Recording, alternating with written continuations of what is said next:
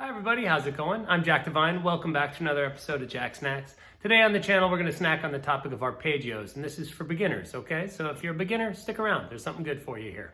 So today's lesson we're going to be coming out of A major. Okay, and we're going to be using, our standard just bar chord shape, okay? So this is not trying to baffle anybody, okay? So let's talk about the major scale, because if we don't understand the major scale, we have a hard time understanding the chords that are built from it. And if we don't understand those chords, then we can't understand how we're breaking it apart into intervals that create these arpeggios. So let's just take a look at this chord here, right? Remember all those notes, you know them all. And let's talk about our scale. That's our major scale, right? Do, re, mi, fa, sol, la, ti, do. 1, 2, 3, 4, 5, 6, 7. And then our octave. All right. Without that, we don't really have the nomenclature, the shared, vocabulary between, teacher and student. So let's just make sure we've got that squared away, okay? So if I say the 1 and the 7, okay, that's the flat 7, that's the major 7, but most of the time we'll just call it a 7, right? That would be the 6, the 5, the flat 5, the 4, the 3, the flat 3, the 2, or the 2, the flat 2, the 1, and back to the major 7 again. Okay, so once you learn the names of the cast of characters here, we can start moving them around a little bit and directing them, all right? So let's talk about that. Chords are built out of that major scale, right? How? Well, an easy way to understand it is a lot of Western music is based on this idea of skipping a note.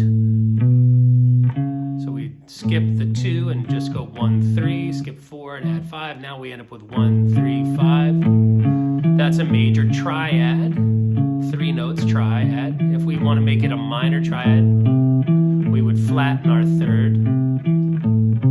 Same note appears on the E string here. See that?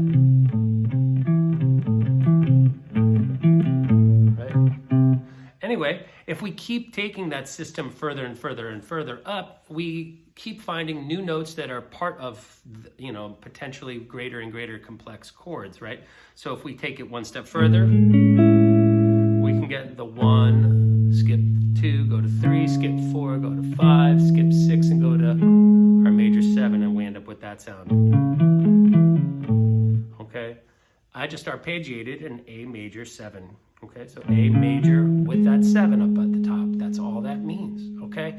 Everybody gets intimidated by arpeggios. Don't be. It's just a triad plus a couple of other notes. That's really the best way to think about it, okay?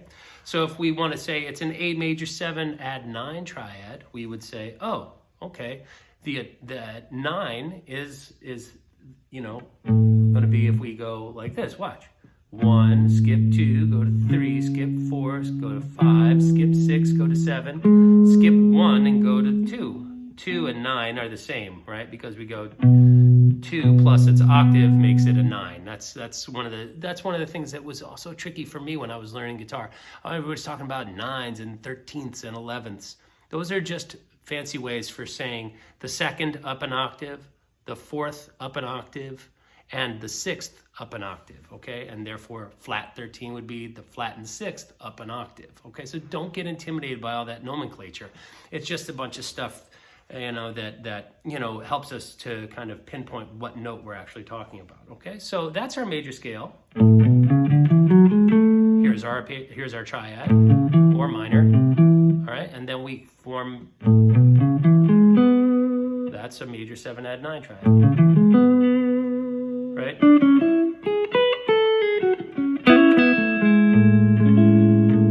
Now, not a lot of time spent playing major 7 chords, in rock music. So it's really beneficial for us to take a look at playing, out of more what I would call the dominant sound. Okay, that's going to be when we're playing over top of an A, this kind of sound. We're playing A major, but we have a flattened 7th, okay? And we call that a dominant chord or a dominant 7th. You hear that all the time. That's this chord, right? Don't get tripped out by it. These are all the same kind of sounds, okay? When you hear that, when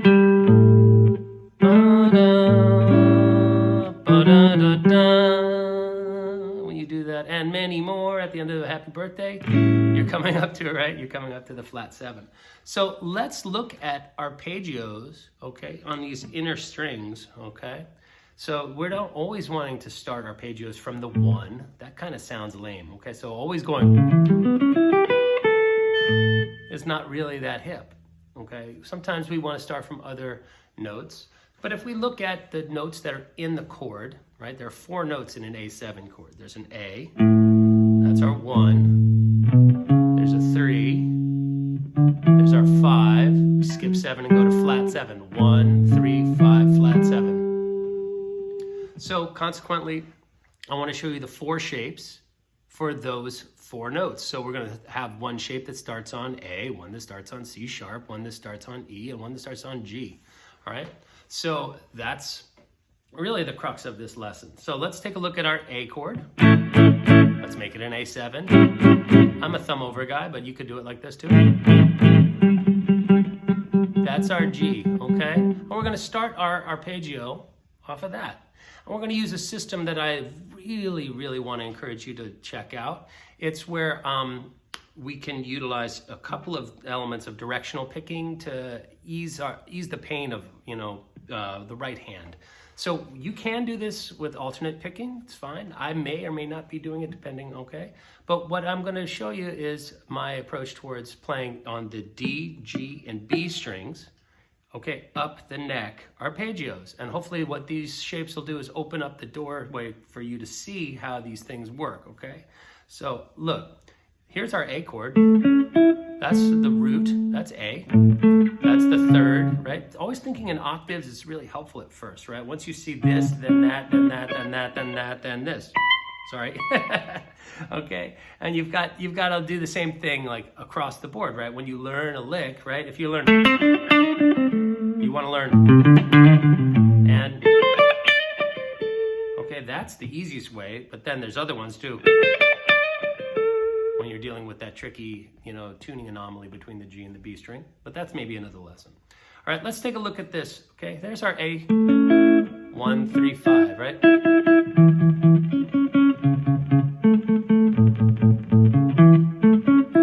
Right, same notes, just different octaves. And we're going to be playing on, again, the D, G, and B string, okay?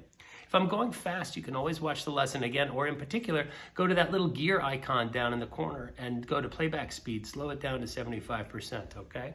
Be very helpful. Also, you can always look into getting something like this. I use this device all the time to slow down and loop videos that I'm trying to transcribe from. That's the Vidami looper.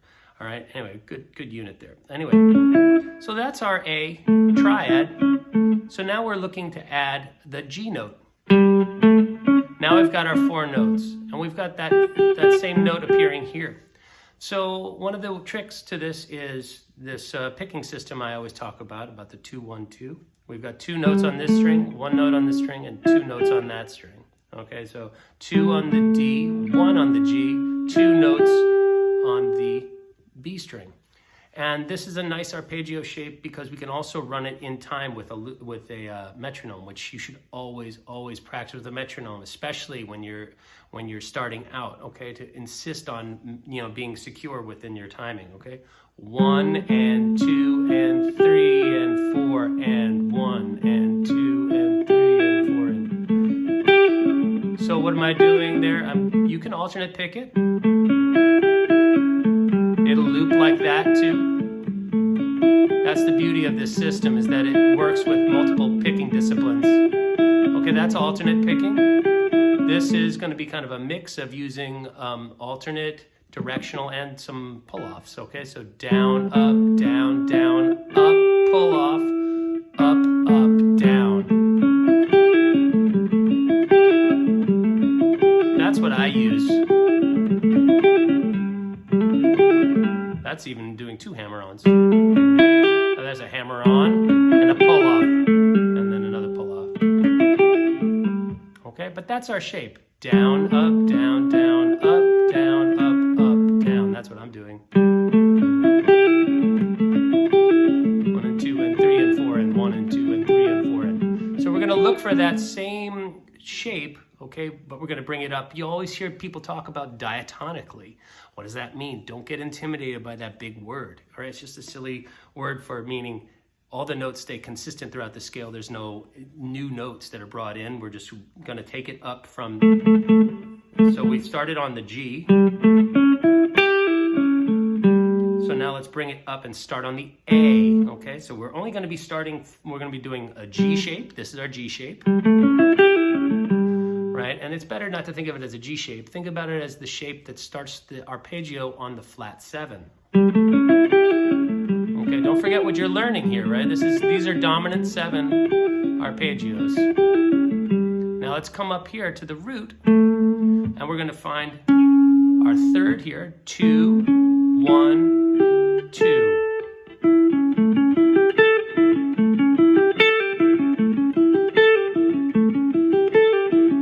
So this first shape, this first stretch is somewhat ambitious, I guess. If you're a real young kid or something like that, hey, hang in there, your hand's going to grow. All right, but down, up, so that's 1, 3, 5, flat 7. See, we're starting on the root, so the root's going to be at the top, and 1 back is going to be that same G note. And we come up a position.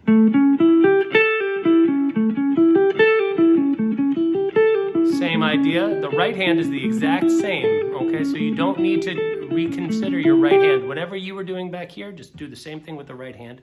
And just look at this new idea here. 1, 3, 5, flat 7 root. Okay? And the reason why we're staying on this string set is so that we can kind of attain some degree of verticality, but also horizontal knowledge on the instrument. A lot of players, they focus just going up and down in one position, or they just focus on playing on one string. I want you to kind of do a little mix of both, all right? Up. So now this note right here is going to be the next one we anchor off of, right? So that was the flat 7, that was the root. That's our third, so we're going to come up here and play this next shape. So that's going to be the 3rd, the 5th, right? Our flat 7, back gets our root, and then again, we're playing from 3rd to 3rd, flat 7 to flat 7, root to root, 3rd to 3rd, okay, back 1 fret for the index finger there. In this instance, I'm going back to the 10th fret on the B string, starting on the 3rd there. That's our A 3rd.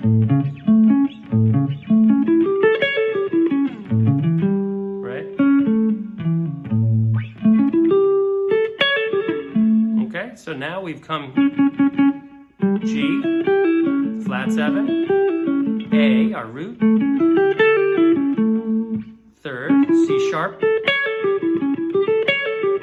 and now finally the 5th. Now the 5th is going to be hard because we have to use multiple, one finger across multiple strings, pardon me, not enough coffee.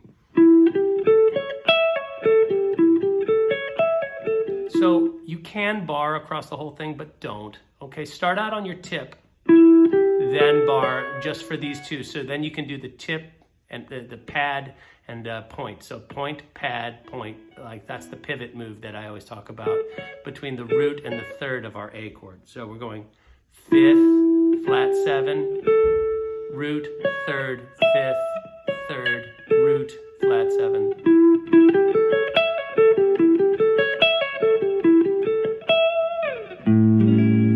My friends, is 15 minutes on A7 arpeggios. If you like what you see, please subscribe and leave a comment below. All right, take care of yourselves, and I'll talk to you soon. Cheers. Bye-bye.